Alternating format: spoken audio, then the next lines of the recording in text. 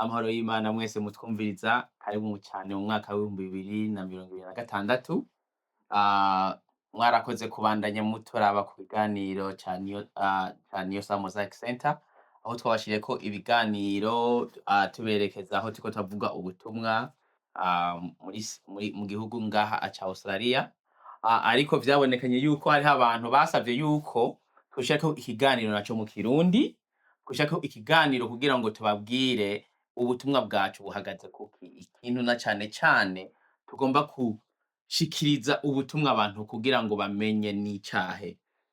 Nico gituma uno musi turi kumwe na Pasteur Pascal, ariwe tumaze imisi dukorana ibiganiro muri City, ariwe tumaze imisi dukorana ibiganiro nkuko turiko turabandanya kuko tugira ngo ijambo ry'Imana ribandanye rikwira hose. Karibu cane Pasteur.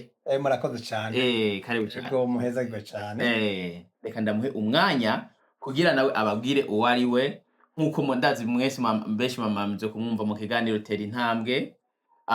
Ariko uno musi reka tumuhe umwanya kugira ngo abibwire no kubidondora. Murakoze cane. Ego ndabaramukije cane mwese abariko baratwumviriza canke abazotwumviriza mu mpande zitandukanye. Kw'izina nitwa Pasteur Pascal Aishakiye. Nkunze kumenyekana mu ijambo ry'Imana Tera Intambwe mu gakiza. Ego hanyuma ndanezerewe no kuba turi kumwe n'umwarimu. Amen. Kandi binanezera yuko arifise igikorwa co gukora ibiganiro vy'ijambo ry'Imana mu buryo butandukanye kugira ngo ijambo ry'Imana rikozwe. Nuko rero murakoze cane kunyakira, muhezagirwe cane. Ku bantu bamwe batakuzi canke ngomba tuvuge ubuzima bwawe bwo kugira ngo guhera ukuntu wakiriye Imana no ushike ku rugero uno musi uri pasiteri. Mu majambo make, karibu cane utubwire mu ncamake ukuntu washitse ku rugero n'urugendo rwawe. Murakoze cane. Jewe mu vy'ukuri nakuriye mu nzu y'abakristo. Mama yarakijijwe ariko papa ntabwo yarakijijwe. Narutse mbona papa ari umuntu adandaza inzagwa, adandaza ibiyeri, ariko mama we yarakijijwe. Mama yafashe ihangiro ryo gusengera papa imyaka irenga 10 kugira ngo arabe ko yokizwa. Burya hariho ingorane zinini cane ku muntu abana n'umuntu adakijijwe, ugasanga wuvuye mu masengesho nawe yaborewe, ugasanga akamoto k'inzoga ni ingorane. Rero mama yagize ishaka ryo kubaka kandi agira n'ishaka ryo gushobora gusengera papa kugira ngo akizwe. Yes. Rero nabonye mu vy'agakiza birasaba kwihangana. Papa yagiye gukizwa ari uko haciye harenze imyaka irenga 10. Navuze narutse ariko babanye imyaka irenga iyo 10 ndiko ndavuga. Babana papa atarakizwa ariko papa wongaca agira arakizwa. Rero jewe nanje mu gukizwa kwanje nakuze rero nza gusenga Imana, maze kuhasenga Imana, ariko sinari bwaje mu vy'amasengesho.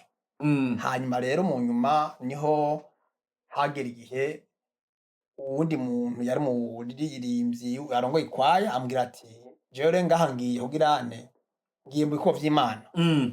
Mu nyuma ndamubwira ati wewe rero kurata umwanya kuko je nari sanzwe ndumudandaza, ndi umuntu amahera ariko amahera uriko urabona yinjira. Ngira ati wewe rero urakurata umwanya aho gufata umwanya wo kurondera kora ibikorwa vy'Imana mu kurondera n'amahera. Kora ibikorwa vy'Imana ariko urondere n'amahera. Hanyuma rero acagira ishavu. Aca afata umwanya wo kunsengera, afata imisi 3 yo kunyisonzesheza kugira ngo nanje numenye ivyo vy'Imana. Rero asanze burya ugufata umwanya wo kwisonzesha no gusengera abantu birashobora gutuma umuntu ahinduka. Hariho abantu atari kuvuga ubutumwa gusa ariko bisaba no kugira no gusenga. Uco gihe rero naciye sanga nanje nari mfise video nerekana abafise n'iduka twari mu nkambi y'Ikanembwa. Hanyuma ari igihe kimwe video kirapfa, imaze gupfa nangura kwimva ivyiyumvira ati nogenda kora bimwe wa undi ariko arakora. Kumbe n'Imana ikirampamagara kugira ngo ngende kora ibikorwa vy'Imana. Shitse baranyakira nja mu baririmbyi mbona biraryoshe. Mu nyuma ndabiheba ya video ikirapfa. Ipfuye mvuga ati Imana mfasha kugira ngo ndabe ko noja muri cya gikorwa c'Imana. Imana yampamagara ubwo bw'inyene ndafata ideki yari yapfuye ndayisengera mbona irakize kavuga ati bya bintu bisanzwe mu nyuma ahantu twavuga mu ncamake mu nyuma ndayisengera mbona irakize ndasubira mu gikorwa c'Imana tubiye mu gikorwa c'Imana mvuga ati oya bijya byari ibintu byo yari yagize dibaye umugabo musobe kugura iyindi shasha yongera kandi irapfa kandi mvuga ati rero nabaza ko ko nkene ko nkori kwa cawe mfashikire hanyuma nzoca ndagukorera nzosa guhagarika nina bone wanampagaritse uraca wica byose burya rero gushaka basezera uritega imitego wenyene imitego rero ncasanga ya irongera kora kandi cyamenya ati navuze yuko ninongera kucamuca mu bindi zoje sanga byose byapfuye byose inca rero ndemera ngenda mu kwaga cikwaya tujya amasengesho no kwisonzesha senga cyane tinda rero tuba abasenzi bakora ibikorwa by'Imana tutanguje mu byo kuvugishwa n'Imana rero nsanga rero kumbe kujya twaza gusenga tutaraje mu byo masengesho twari bwamenye Imana neza murakoze cyane amen rero byace bituma Imana ivuga ati ndagutumye kugere kuvuga ubutumwa muri Australia dushika ngaha atacongereza turamenya bidutwara kirekire ariko ndabona igihe cageze ko tuvuga ubutumwa nico gituma benshi bariko bana turavuga ubutumwa mu Congereza ariko kandi no mu Kirundi bavuga ubutumwa kandi hariho n'ikindi kintu ngoma ndabakivuga iki kintu kare nk'akabanga ariko iyo umuntu uramubona ukamuvuga sivyo none ariko ndakavuga ariko kuko ndazi ko naho uraha muri Australia Imana ngo yaraguhezagiye warashize ku rugero mu bantu bita aba investor sivyo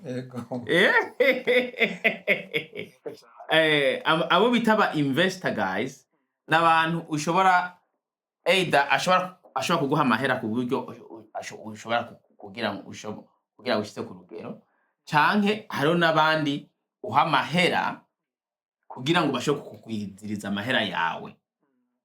Uyu rero ari mu rugero rwa babandi nimba ufise amahera insi ryo kuyatwara muri banki ushobora kuyaguha kugira ngo uyagwize ukayashika ku rugero ahantu n'abantu babimenya, kuko si kuvuga ubutumwa gusa mw'isi, kuvuga ubutumwa gusa nk'abantu mengo turagowe canke nta vyiyumviro dufise, ariko Imana yaguhezagira ashika kurwo rugero. Rero nagomba navyo ubivuge ariko nimba wumva uri comfortable no kubivuga neza cyane. Karibu cyane tubwire. Ego murakoze cyane. Mu byukuri ikintu ataye mu vyambo by'Imana nakwiye ko nakijijwe sanzwe ndumudandaza. Kandi Imana yanyakiriye mu budandazwa ifatira ahantu nyene ibona ko nkunda. Mu bwo budandazwa abari gufata kugira ngo ishobore kumfata neza. Kandi maze gukizwa sinaciye mpagarika gukora ivyo nariko ndakora, nabandanije ndandaza. Nene nasanze rero burya urakizwa ugasanga ukomeze kubandanya muri ibyo bikorwa wari usanzwe ufite impano yo gukora. Nyimba uri umuntu wari usanzwe ufite impano yo kuvuga ubutumwa cyangwa inuze yaba umesha makuru, urashobora kubikora mu buryo bwo gukora igikorwa cy'Imana. Rero uravye n'abagiye barakizwa, bakizwa hari ibintu bari basanzwe bariko barakora, kandi ugasanga mu nzego zose harimwo Kristo canke harimwo, urabona bajya ba Petero barabarovyi, naho bakijijwe bakomeje kuba barovyi. Hariho bajya ba Luka bari basanzwe ari abaganga. Mu baganga rero harimo abakozi b'Imana, mu badandaza harimo abakozi b'Imana. Eka ni mu ba president, reka tuvuge Dawudi yari umwami, nawe yasanzwe ari umukozi w'Imana, Imana yatoranije. Kandi yari umuntu yafata gakora ibikorwa no kwishyira bugufa karyama hasi kandi atwara igihugu. Nuko mu basoda hari abantu batoranijwe n'Imana bavutse bafite iyo mpano yo kuzoba basoda. Nuko bumva nkujya Namani ngo yari umuntu ku rugamba ategera atsindwa, yari intwazanga bikomeye cyane yatoranijwe n'Imana. Ari naco gituma Imana yamugiriye impuhwe, nayo yaragwaye imibembe kugira ngo ashobore kugirane gukira, kuko yarafise imisiyo iva ku Mana. Nabonye aha kwisi tuvuga dufise imisiyo Imana yadutumye gukora, Imana yatumye gukora igime yo kuvuga ubutumwa. Abadandaza hari abantu badandaza bafise imisiyo ku bikorwa by'Imana kugira ngo bateze imbere abakristo. Niko nasanze abakristo benshi tutabitahura, usanga tugenda dutwara ibintu bari two. Rero nkuko mu mpano yamaye yo kudandaza canke yo gushobora kurondera ingene umuntu yo kwiteza imbere. Imana nino muri Australia yanteye iteka irabifashamwo. Ndashobora kuronka ikampani ishobora gufasha abantu abakristo cyangwa n'abatari abakristo kugira ngo dushike ku kintu dushikako. Reka mbere nk'uvuga mu mwaka muri kino kintu mbajije. Abakristo benshi canke abakozi b'Imana turi mu rujiji canke kubona umengo abakristo naco twosha kuvamwo canke nitwo mu maetage nitwogendera mu ndege nitwogera mu modoka nziza umengo nivyo abisilamu umengo nivyo abantu bataramenya Imana ariko uko siko bimeze. Uravye mu ijambo ry'Imana riri mu Bikorinto ba kabiri 8:9 havuga ngo Yesu yari asanzwe ari umutunzi ariko yigira umukene ku bwacu kugira ngo natwe turi abantu bakize. Rero akakantu rero abakristo batakazi ndagomba ko bakamenya Yesu ukuba yarabaye umukene akagendera n'amaguru sizigura ko natwe twica tugenda nkuko n'amaguru ko ngo tugende kirenge mu cya Yesu. Abantu rero niho bayishi rero ikibazo ngo ngitko ndagenda mu kirenge cya Yesu yarakenye mugabo niba mumenye ko yakengera natwe tugirene tuba batunzi. Rero nimba Yesu atabaye mu nzu nziza ni byiza natwe tuziba tuba mu nzu nimba atagere ku modoka nziza ko natwe tuzigenderamo ariko nibisigura ko batazifise cyangwa batazigenderamwo ko hari cyaba ariko barakora. Ariko ni byiza ko tugwana kugira ngo natwe icyo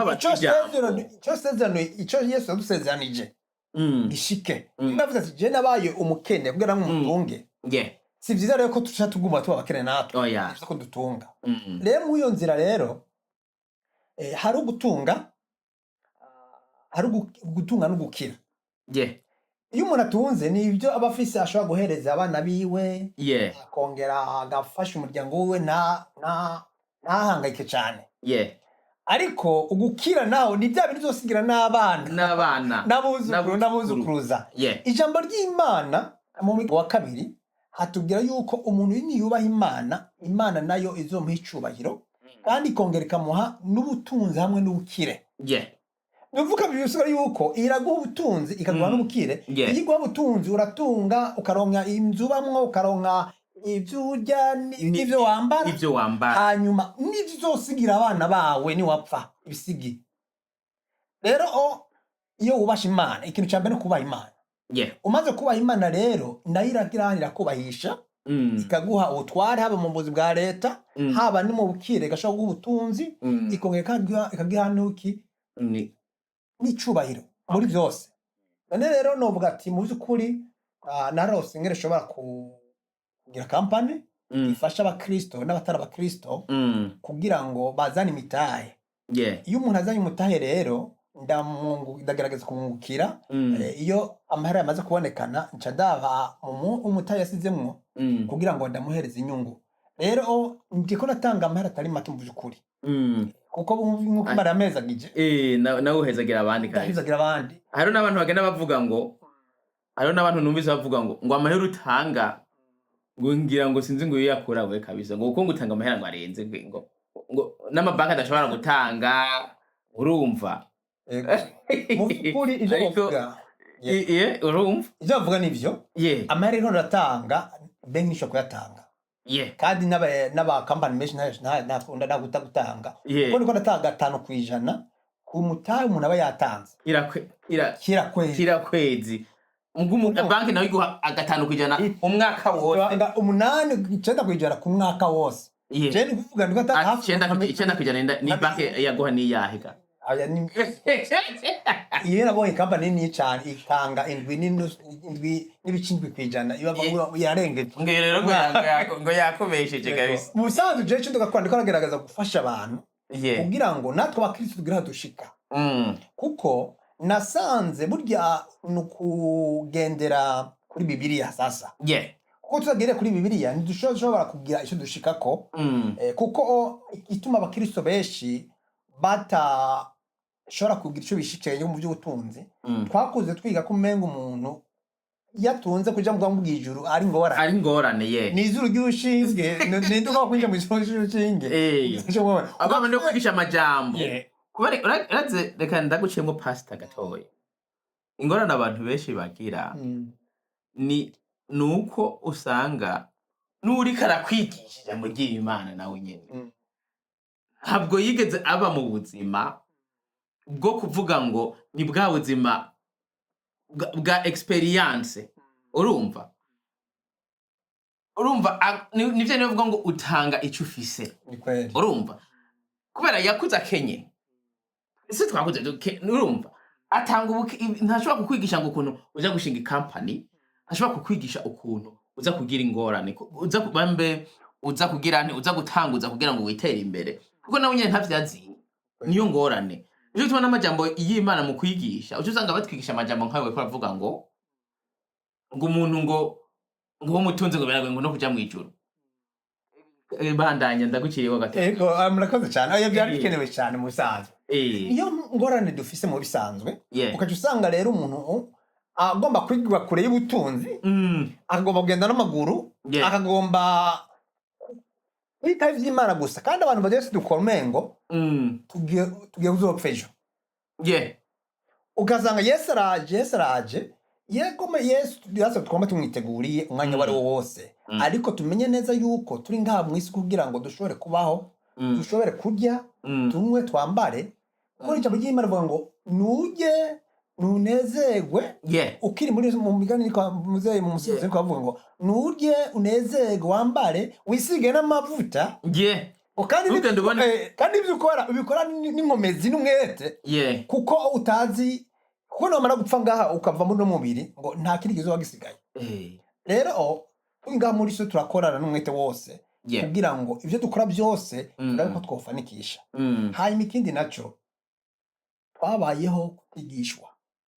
Abantu babaho batigishwa kuvyerekeye iby'ubutunzi, umengo si iby'abakristo ni iby'abo bandi.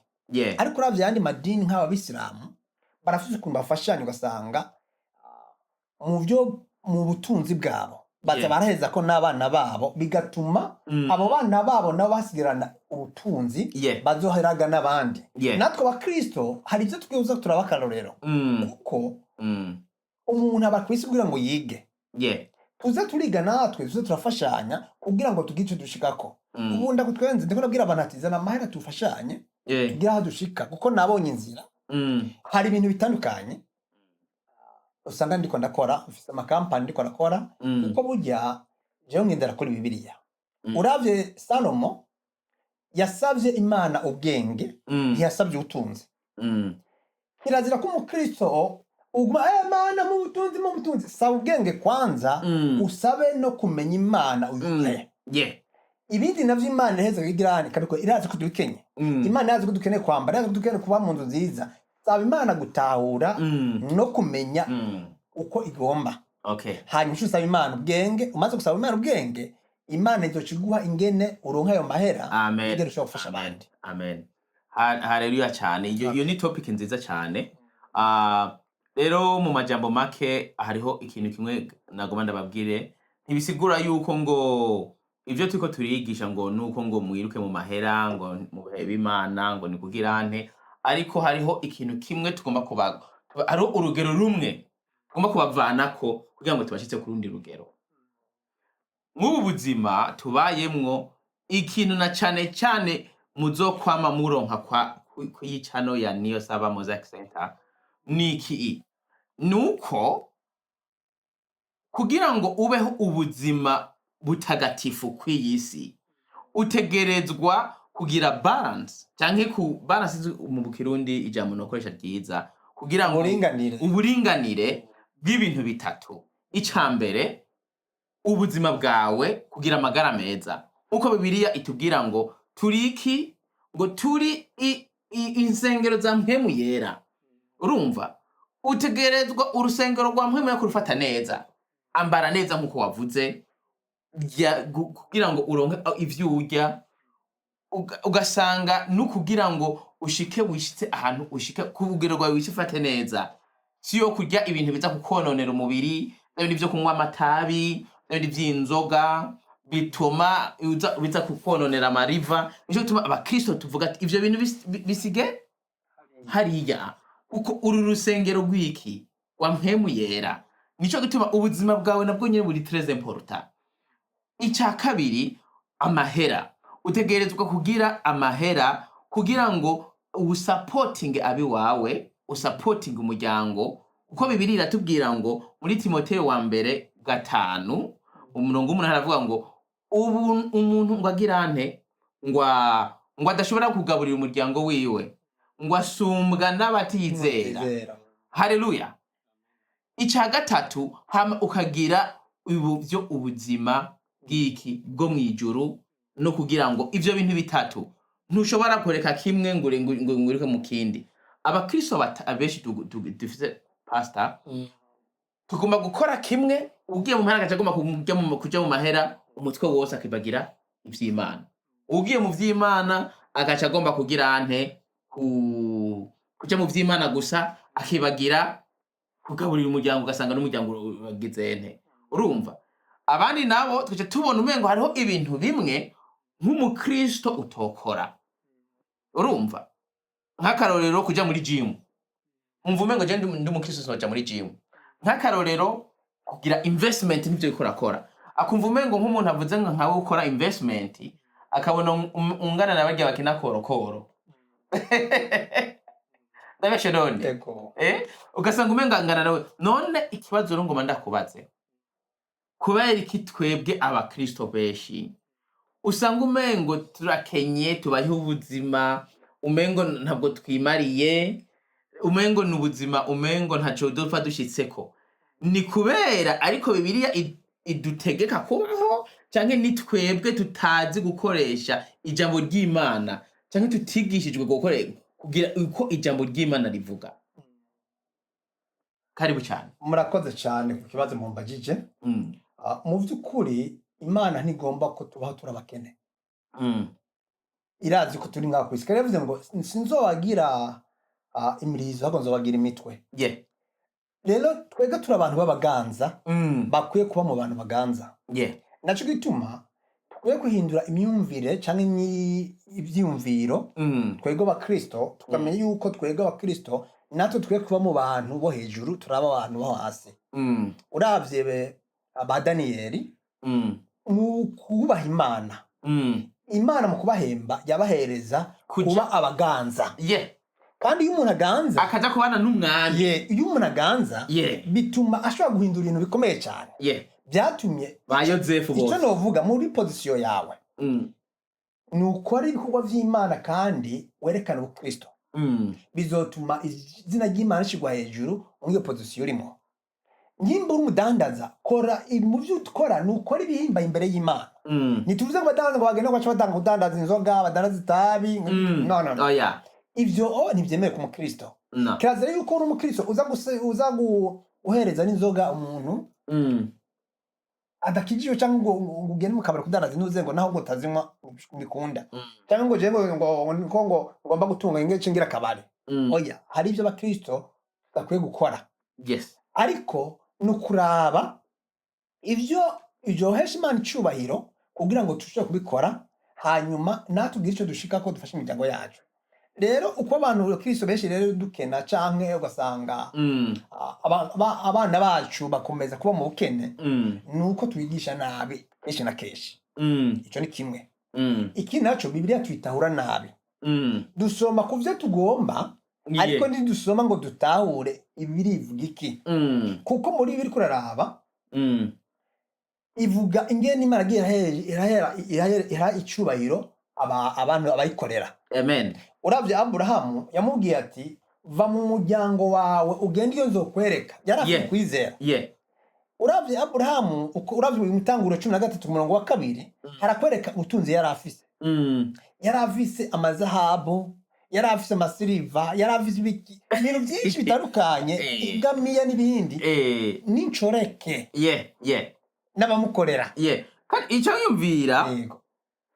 yumvira kugira ku rugero ushobora kugira igisoda uza kugwana n'ikindi gihugu.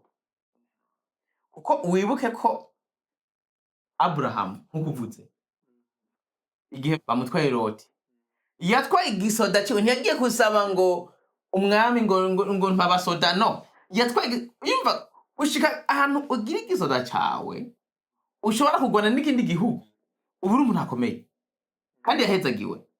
nico gituma abantu benshi mu mihezagiro Imana itanga ica mbere n'ubutunzi, ica kabiri n'ukuramba, ica gatatu ni ukugirante kugira abana umuhezagiro n'ibindi. Urumva ibi bintu bitatu nivyo Satani cyane agwanya.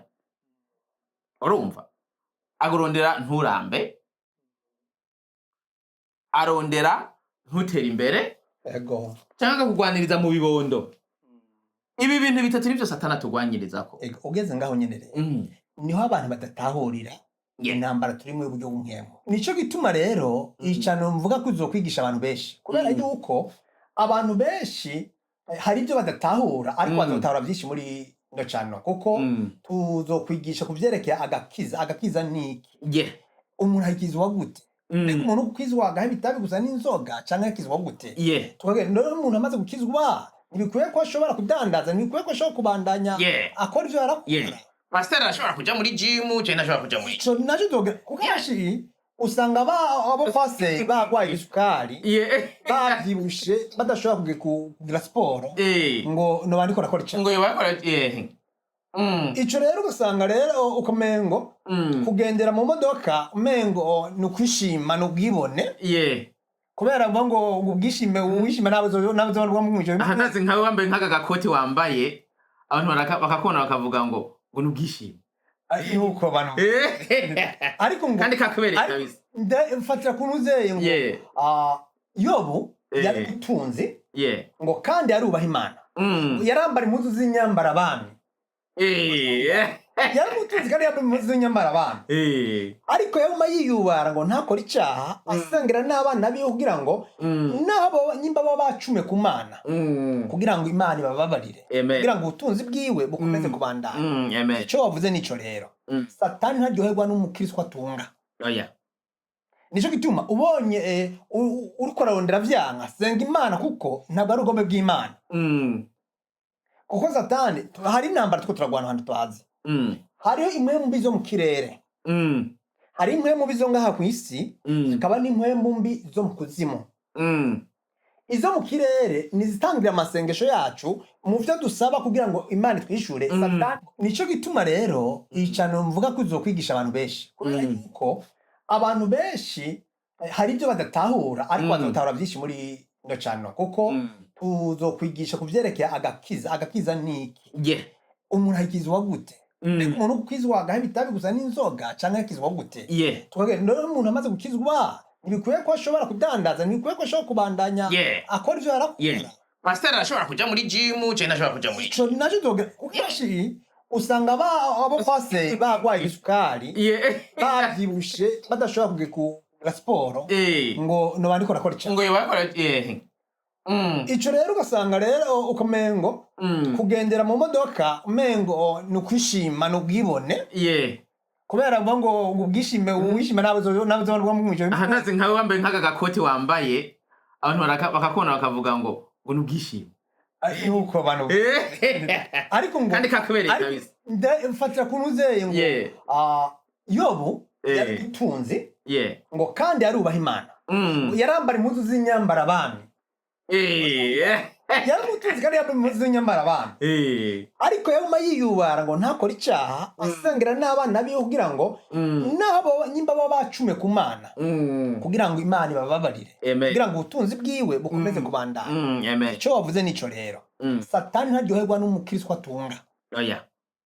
Nico gituma ubonye uriko ararondera vyanga senga Imana kuko ntabwo ari ubugombe bw'Imana. Ndibi nibindi tora umwanya umutora umwanya umuhamagare mu bugare n'ivyago nk'ivyo vya investment, nimba wumva yuko harimo ibintu ukeneye kumenya mo tora umwanya umuhamagare mu bugane umvirize uko bigenda. Nimba ukeneye kumenya ibi bitwe turavuga ati noshika gute kujambo ry'Imana kugira ngo nanje ivyo muri ko muravuga ndabishire mu buzima bwanje ndabigendera ko mu minsi yose, ko abantu bose tuzi ngo kuvuga ijambo ry'Imana ni kuwa Mungu gusa.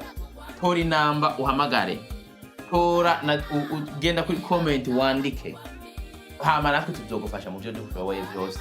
Imana ibahezagire gose kandi murakoze gose, Imana ibahezagire. Reka dusenge Imana.